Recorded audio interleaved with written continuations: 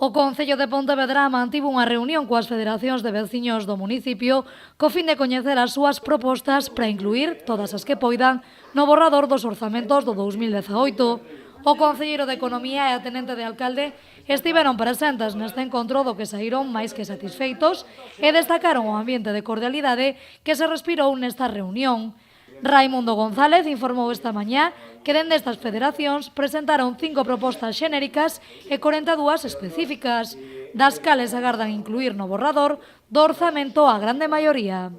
Por tanto, digo que todas son, digamos, ningunha chirría,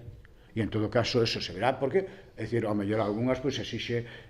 moito encaixe, non? Pero, bueno, encaixe no sentido en que exixe moita elaboración administrativa, porque ao mellor é a expropiación de algo que tamén piden, bueno, por tanto, se lles contestará, pero, bueno, a idea inicial é recoller a gran maioría de cuestións, de tal forma que no primeiro borrador xa aparezcan.